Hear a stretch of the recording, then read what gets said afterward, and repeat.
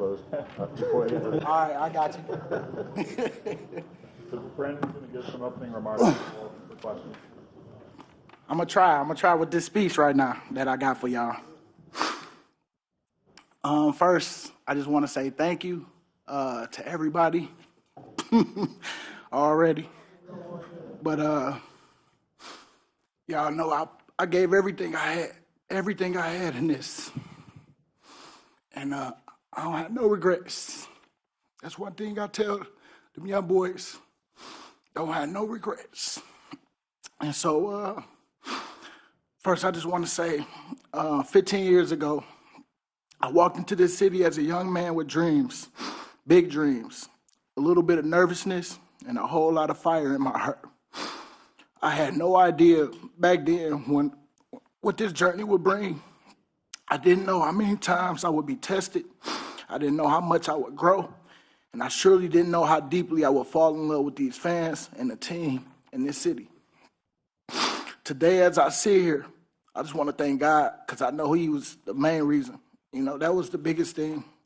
I love my growth, my relationship with Him, and just so much that I've shared with my teammates and reflecting on a career that has meant everything to me. I am overwhelmed with gratitude. My life, my entire life has been forever changed because of this magical place.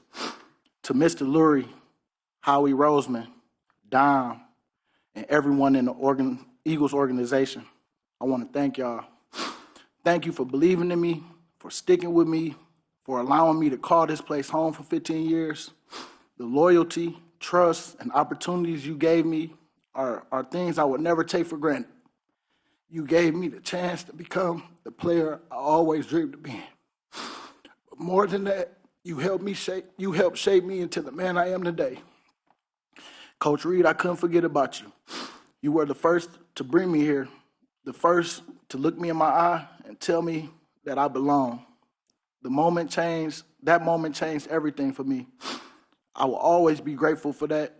To every coach I've had, from Little League to high school to college to the NFL, I want to thank you. Thank you for challenging me, for believing in me and pushing me to become better. Each of you played a role in my journey, and I am stronger because of you. To the staff at NovaCare, great job, Howie. Great job, Mr. Lurie. Great job, Dom, on just getting the right people in here. You guys are the heartbeat of the team because every day, every early morning, every late night session or treatment or weight room staff, I mean, everybody know I love to eat, so they always had a great food for me. They always had encouraging words for me just as much as I had for them, and y'all kept me going when the grind felt too heavy. I owe my longevity to you. A special thank you to Miss Kathy, your kindness, warmth, and unwavering support for every player who walks through those doors. You are truly one of a kind. Carly, you know I can't forget about you. You made sure I always showed up where I needed to be, handled things with class, and represented the team the right way.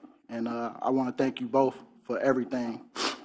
To my teammates, my brothers, I mean, y'all are my brothers because I only have sisters, and I got 3 of them, and I was the oldest. So football was one thing, or sports period was where, you know, I got some real brothers, and we all went to war together.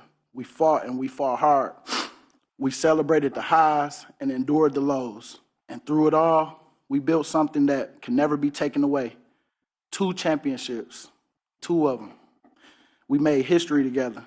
And while the trophies and rings are incredible, what I'll cherish most are the moments, the locker room laughs. I mean, Lane, one of the, man, him, Fletch. I mean, you know, Fletch already know how I feel about him. Lane know how I feel about him. Shoot, Jay Hurts, all them boys know how I feel about him. And man, them on-field battles that we went through, me and Lane, and even me and Fletch, it was just chemistry like no other, man. And I'm going to always remember that because that's what helped me in the moments where they called me a bust. And I can appreciate y'all in the conversations. JP, Trent Cole, them guys that helped me during them rough moments, and them lifelong friendships that I will cherish forever. Danny, Joe, my agent, my best friend, Danny, you know, you've been honest with me from day one, no matter the situation. That's not always easy in this business, but it's something I've always respected about you both. You kept it real when I needed to hear the truth, and you fought for me when it mattered most. I couldn't have asked for better people in my corner. Thank you for your loyalty, guidance, and always having my back. To my parents, mom, dad, none of this would have been possible without you. From the very beginning, you poured everything into me, your time, your energy, your love. Every sacrifice you made, every long night, every early morning, every moment where you put my dreams ahead of your own. I carried that with me every single day. You taught me the values of hard work, resilience, and humility. You showed me what it meant to never make excuses, to push forward even when things got tough, and to always stand tall no matter the obstacle in front of me. Every step of the way, you believed in me when I doubted myself, when the world questioned me, when I had to fight for everything I've earned. I am the man I am today because of you. I hope I've made you proud because everything I've done has been a reflection of the love and guidance you've given me. To my wife, my best friend, my rock, since high school, you've been on my side. You've been by my side. 20 years of friendship, 11 years of marriage, and a lifetime of love. You are my greatest supporter, my biggest cheerleader, my constant source of strength. When the world only saw the player, you saw the man. When I was at my lowest, you lifted me up. When I questioned myself, you reminded me who I was. The sacrifices you've made, the love you poured into our family, and the strength you've shown through all the highs and lows. There aren't enough words to express my gratitude. You held down our home so I could chase this dream. You gave me two of the greatest blessings in our children. You have loved me unconditionally, not for what I do, but for who I am. And that, more than anything, means the world to me. I love you more than you will ever know, and I am forever grateful to walk through life with you. To my kids, Emerson and Bryson, Daddy did this for you. Every early morning, every late night practice, every game, every time I got to put y'all clothes on and wake you up, Bryson, let you know that, the men wake up first in our household, man. And I hope that you learning that, man, because nobody going to go get it but you. You got to go get it for yourself. And so every game where I left it on the field, I wanted to show you what hard work, dedication, and perseverance look like. No matter what you choose to do in life, know this: your work ethic, your discipline, and your heart will set you apart. No one can take that from you, and I hope you always carry that lesson with you. And finally, to Philadelphia. We didn't start so tight, as you know. You made me work for this, and I appreciate you for that. Through the struggles, the injuries, and the moment where I had to prove myself over and over again, you never let me get comfortable. You held me accountable. You kept that chip on my shoulder. You pushed me to be better, and when the time came, we celebrated together 2 times. This city is built on hard work, resilience, and unmatched passion. And you bring the same energy to every game, every moment, every season. Your loyalty, your fire, and your unwavering support mean everything to me and this organization. Philly doesn't just support its team, it lives for them. And I see it, and I feel it, and I appreciate every single one of you. Thank you for being the heartbeat of this city. This game has changed my life, but more importantly, this city has changed my life. It has given me a purpose far beyond football. It has shown me what it means to be a leader, to be a friend, to be a man of faith, and have integrity. While my time on the field is coming to an end, my love for this team and city will never fade.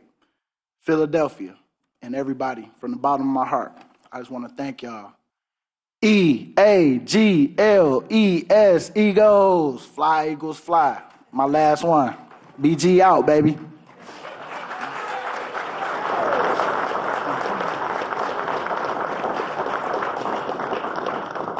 we'll go ahead and open up to some questions. CG, when did you realize that you would one day become one of the most beloved Eagles in history? You know what? Probably this year I started to feel that because I, said that it was going to be my last year, and then started to see old videos pop up and what I had went through during them times, and just remembering those moments, and just knowing that I tried to stay as best. I felt like this year was that year for me where it started to sink in, and I think that's why I came to this conclusion of doing this year, especially after winning the Super Bowl. BG, what do you want people to take from your story? What I want them to take from the story is it's not how you start, it's how you finish. And so for me, if you get another opportunity, whatever that opportunity is, run with it. And don't look down on it just because of it might not be the opportunity or everything you dreamed about in your mind. When you think about it, how many times, 9 times out of 10, when you worry yourself about what you think something's supposed to happen, it normally don't happen the way you think it's supposed to happen. So I know for me, it was an opportunity that I got when I got here, and then I got another opportunity when Doug came, for real, when he came, and that changed my whole career. Brought Swartz in, man. I gotta give a shout out to Swartz too, because man, that coordinator, man, he kept me on point, just like Vic, same. All my coordinators, I learned something from, but that was the first one that really took me back. Because that's who I had at the Senior Bowl, and I felt like I was myself again, and I can play my game when Swartz came back. And so that opportunity presented itself, and I ain't looked back since. Brandon, sorry. No, you good. You have never been shy about talking about low points in your career. Is there a point where you were at your lowest, and who really took you beyond that to become what you are? Yeah, so Trent Cole and them guys, JP, them was the two that really helped me in the time where I was at my lowest. When they put that bus label on me, that was tough because I didn't want to go outside. I didn't want to do nothing. I didn't want to. I got to give my credit to my wife. She got me back outside doing stuff for the community and just not just sitting up. She's like, do something about it, but you can't be just sitting in the house. And so I get it. And so I think during that time they put that bus label on me around year 2 to 3. It was tough, but once I was able to fight back, I think things started to get better for me. But it's about your attitude on how you persevere through. Just know that it's never going to be too high all the time. It's going to be lows in there, but you got to try to keep it even keeled. You got to stay being you, because when your moment do come, I don't want to have no resentment or be mad or at anybody to where I miss my opportunity. And so I think just talking about it with my guys, and then they say, well, now what you going to do? And so I just did something about it one day at a time. CDG, how do you know when it's time to walk away? You don't really know, because, the competitor in me, I had to really talk to myself a little bit to see, because, of course, I'm ending on my own terms, and I'm thankful for this moment because I am happy to not have the stresses of y'all no more. Because the ups and downs of me saying some stuff, boy, and then next thing you know, I got to live through the week and hear this, and it's like, oh, I can't watch TV this week because I said this. I ain't mean to say it like that, but that's how they took it. But those little things like that, I'm excited to get away from. but I'm gonna miss everything about it, man. Right now I'm talking that stuff, but I'm gonna miss y'all too, because we all got a job to play, and y'all made it fun. And as y'all know, when I'm done, locker rooms closed as always. Brandon, it seemed like there were times during the season where you were entertaining the idea of coming back for one more. Was that a real consideration, and what was the process like that got you to this point? Well, you know what? If I ain't make it back to the Super Bowl, man, I probably wouldn't be up here right now. I promise you. I'll be begging to come on back one more. But I was happy to be able to make it back, to play with my guys, to put that uniform on one last time in a big moment, big stage, and to where we went out there and performed. It all started in, Vic keeping us prepared, the supporting cast, our coaches putting in that work to make sure they relay the message for the week. and we trusted ourselves in that week, man. I felt like me being able to be a part of that, that was all I needed to know. I felt like my prayers was answered, being able to come back and be with them boys one last time. And I didn't know how it was gonna be for real. I mean, we won, and of course the competitor in me wanted to come back, but I know this. I couldn't have asked for nothing sweeter than this, and I'm thankful to have came back and to be able to play my last game, like my coach say, with some integrity and play good at that. And so I can always hang my hat on that, where I played good in my last game, went out on my own terms, and went out a champion. Now that you're retired, What it took for you to get back? I guess how hard was it for you to return? And there have been some reports that you retore your triceps in that game. Is that true? Yeah. I mean, everything's out now. I mean, I retoured in the game. Didn't know I retoured. I just was still playing. And even when Nolan tore his, you see he went out there. I mean, it's one of those injuries where it's just a funny. It's way better than my knee and all the other things, but you still got to make sure you let it heal. And this time around, I'm gonna make sure I take my time. That'll give me more time to be in the building before I get kicked out my locker. You alluded to some of the mistakes that you made when you were younger, maybe when you first got here. How did you go about becoming maturing? We're talking a long time here, 15 years here. Yep. Who helped you? What made you become the man that you are now? Well, you know what? Going through life, everybody, us as men, everybody grow at different times. I'll just say that. And I had to grow early because, for one, I wouldn't have a wife if I didn't. So you had to grow up fast because, I mean, man, if you choose to, take that next step in life where I had my wife, it's like, man, I want to be the best man I could be for her. And so I had to clean up some of my old stuff, my old habits, and to grow up. And everybody has a different time when they gonna do that. I mean, because I feel like if I stayed single, I probably wouldn't have did that. And luckily I had a woman in my life that helped me. And of course, it's a daily walk. It's not perfect, but if you say I want to be somebody that if I said it, I meant it, and I want to be a man of my word. And so I had to start living like that. And it's just a decision that you got to make with yourself. Don't look too far ahead in the future because it's about what you do today. And what I do today, I'm gonna have some integrity about my decisions and my choices today. And we'll worry about tomorrow when it comes, if it comes, because a lot of people, they make it today. So I look at it like it's a daily walk of growth, and sometimes you got to look back to see where you came from in order to see the growth, because it can seem all the same sometimes. But I know for me, just having that woman in my life helped me grow up a whole lot faster. Nick has said every workplace needs a Brandon Graham. When you hear something like that, what does it mean to you? And is that something that was conscious, that you were trying to create that, or is that just something that came naturally? I think it just came. You got to be consistent.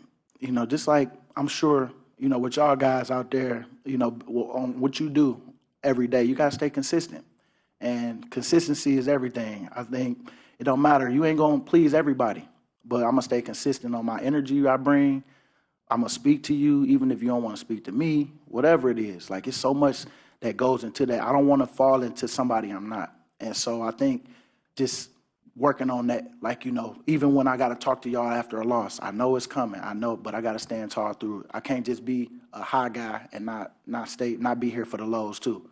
So I think that consistency of fighting through the easy wrong thing to do than to go for the hard right thing to do. Because it's hard to stand tall when you know you're wrong sometimes. It's hard to stand tall when you lost a game, when you might have guaranteed a game or something like that. You got to sometimes eat your words, but you got to be a man about it and be good. And so I think, you just got to make sure that you stay consistent. Brandon, we've spoken a lot to you over the last couple of years about your influence on the younger guys in the room, on Nolan, on Jalix. How do you feel like they rubbed off on you in these last couple of years of your career? Well, you know what? They keep you hip on what's going on. Not saying that I'm old, but you know what I mean. Different times, it's getting me ready for what I'm going to have to deal with my kids when it's like, that's what y'all talking about now? So I think just being able to be relatable to the guys and but while still being me.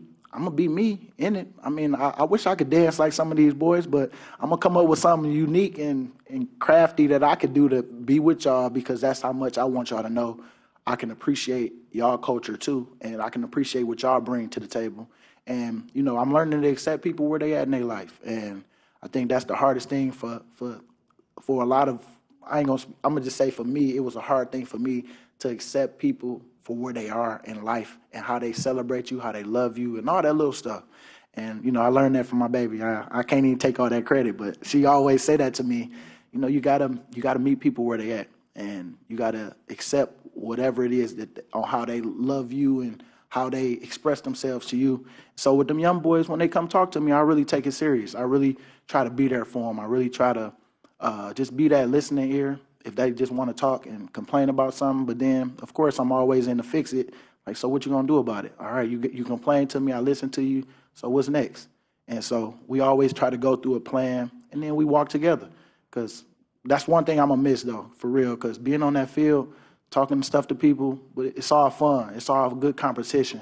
But at the end of the day, I'm really trying to help them when we do go against each other. Because I want their coaches to talk about them in a good light. I want them to get paid too, and I want them to be able to do that for somebody else. I always tell them, return the favor. Remember that you wasn't always where you at. Like, even like a guy like, I'm just thinking of a guy like a Jordan Mailata. You know, somebody on this last year where he don't know, and man, I was just like, man, this your last year, baby. Just stay focused. Off season, work your butt off.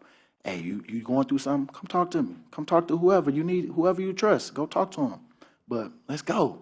And then just the other day after we won the Super Bowl, we talk again. And I'm like, man, remember that day when you ain't know? And now 2 contracts later, look where you at. Make sure you serving somebody else. And so that's where I'm at. Like, we don't get there by ourselves. And so that's where I try to pass it on. Even this year with Sweaty, I like, Sweaty, it's your room. I'm just here to watch over it, you know, to see whatever you need from me.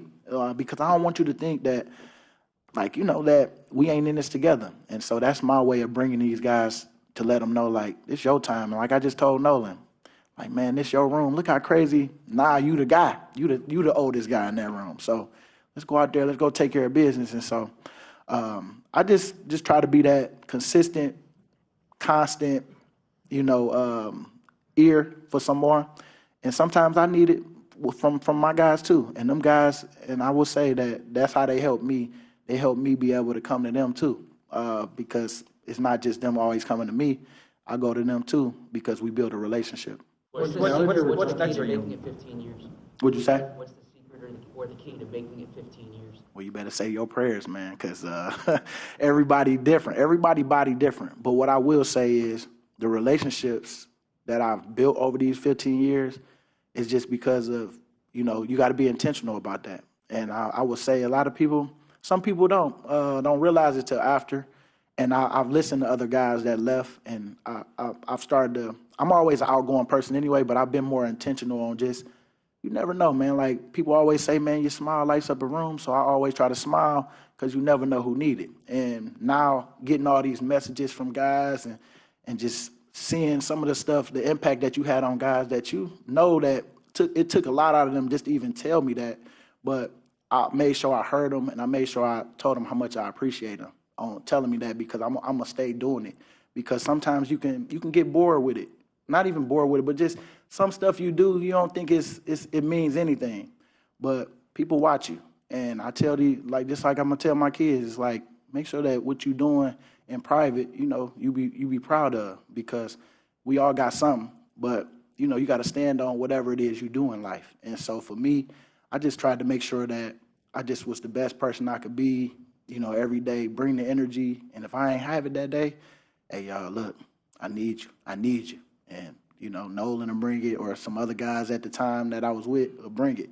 And so, yeah, man, it's just, you just gotta stay being you, man. Just be you. Next for you, BG. You know what? I don't know yet. I said I want to sit down and talk with Mr. Lurie, have some dinner with him, and so we gonna do that and figure out what I could do to be a part of what's going on. Because I feel like, as you know, we got some good stuff brewing right now, and I want to make sure that I can be a help in whatever it is that I do, and then of course, I want to be creative on. I ain't got to be all in one basket, have everything all in one, but just kind of, move around. But I don't want to just cold turkey leaving the game because I love it. I love just the intensity of it. I love just, man, now I can send my goons out for them. Now I got a little different little lingo I'm going to say to these guys on the field because, of course, I got to talk my stuff. I can't do nothing about it, but I can send Nolan out there to go do it. How much will you miss trash talking? I'm gonna miss it, but I'm gonna do it I'm gonna do it in practice too. Like I'm gonna be a part of something that they got going on, where I could come in and even if I'm just coming to practice, doing something to help wash and doing something. I'm gonna always tell the old lineman what I would have did if I was still out there. Do you have a favorite trash talking moment with somebody from another team? Anything with Dallas, man. I mean, I'm always talking stuff to Dak. Dak be cool out there when we have our back and forth. But I like Dallas games, and of course, big games that you need playoffs. But if I had to say, Cowboys is always gonna be number one. Do you know when you made the decision? What was the moment when you made it finally? Just talking through it with my wife, talking through it with the team, and then cried about it a couple times, and was like, this the perfect ending to my career right now. And I said, I want to be a man of my word. I said that this was my farewell tour, and I know I got hurt, and that's what kind of made me in between. But I said I'm gonna stand tall on it because I don't know what God got for me that's ahead. That if I don't let this go, I don't know what else He got for me. I will never know if I don't let this go. So I'm happy and thankful to have been here this long and for them to, like I say, to have believed in me for this long. And I'm happy on how everything just happened over the years. So I'm still happy with my decision. And like I say, if anything I could do to help this team, that's what I want to kind of come up with, and then we hit the ground running. What does the sack of Brady in the first Super Bowl mean to you, and are you able to sort of close your eyes and still picture it? Oh yeah, that's always going to be a good one because Michigan guy against another Michigan guy, I mean, that's the only way.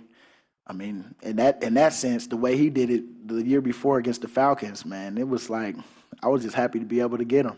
And it didn't matter who made the play. Like Fletch say, it don't matter who make the play. Just make the play so we can all, we good. Like, and so I just so happened to be there, but it was all of us. The person who took away his first read, that's the guy I need to thank because all that stuff worked together. And it was a big moment in my career, and that's where I felt like things started to get even better from that point on.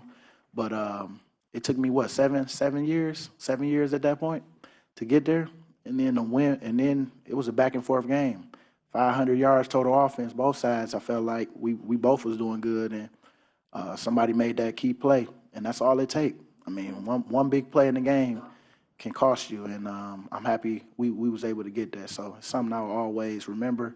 And, of course, this last Super Bowl, man, that was that was a great one right there because we owed them from the first time, and that one stung. But I didn't run from that moment either. In that moment when we lost, I went to go congratulate everybody, Coach Reed, and as hard as that was, and I wanted to run because I wanted to go straight to that locker room, but I went out there and I faced it, and I think that's why we all did. We all faced it, and that's why I felt like this moment that we just had was from that.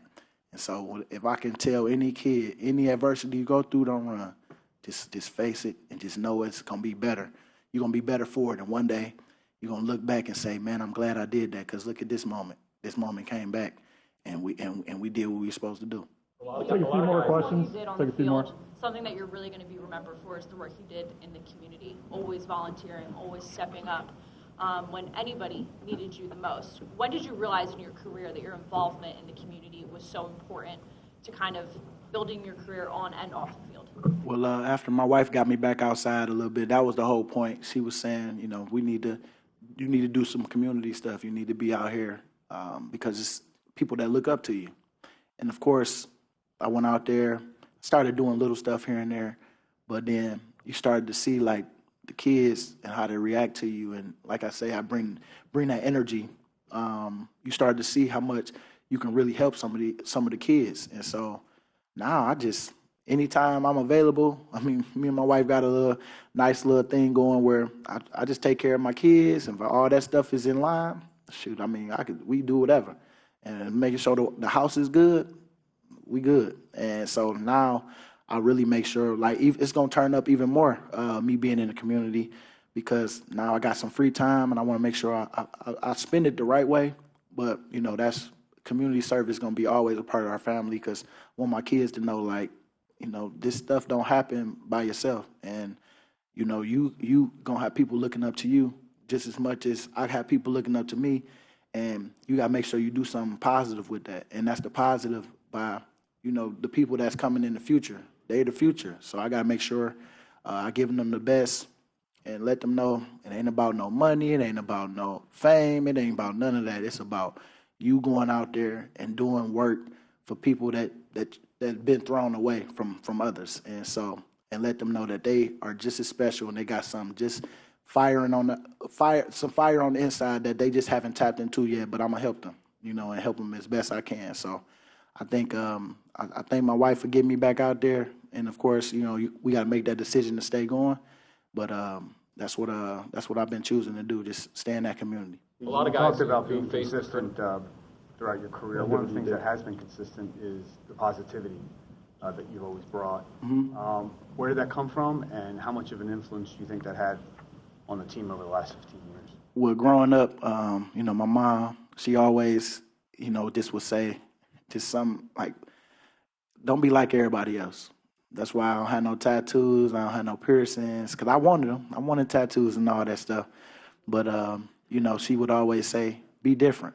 And, I know we didn't used to like to watch the news all the time because it was so much negative. So that always kind of stuck with me, where it's like, why are we turning that on? It ain't nothing positive that's going to come from it. So it's like, for me as a kid, I just always tried to go against, like I say, that easy, wrong thing to do, and that's pout and be negative about something. And it's like, all right, you know what? It happened. I'm learning to deal with it as far as, like, it happened, deal with it for a second, but then, all right, what's my plan of action to what's next, and what's the positives from it?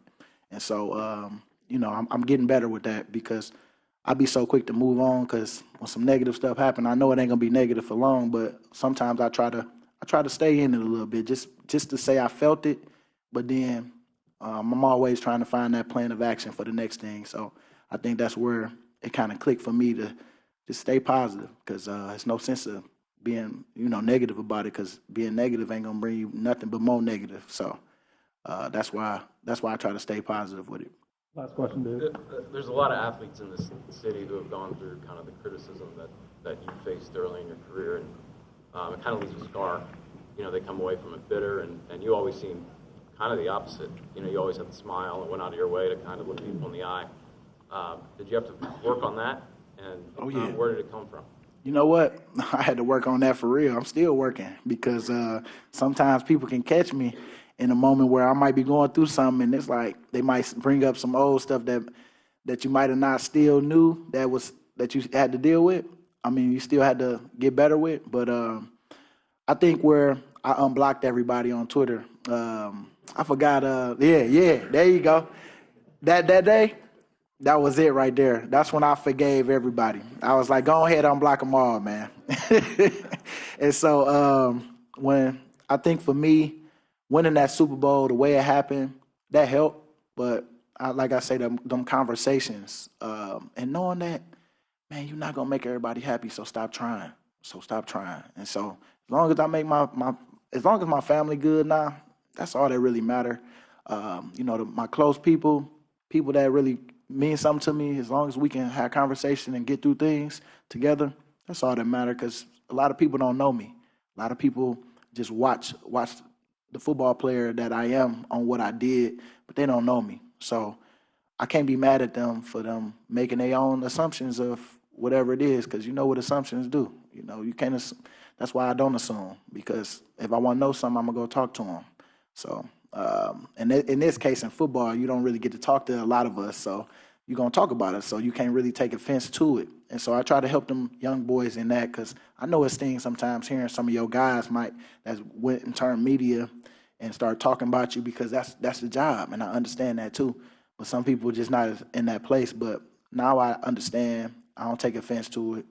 I just talk about it, might laugh about it because you might have said something that you might have didn't know nothing about, me included. So it's like it just happened. It just happened. So you just got to be you, man.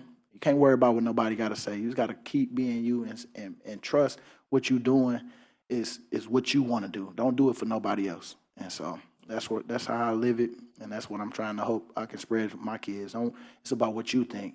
Not what I think. It's about what you think, because you're the one that did it. So that's it. Thanks, Brandon. Thanks. Appreciate y'all. We're going to clear the table so that Randy can take a photo.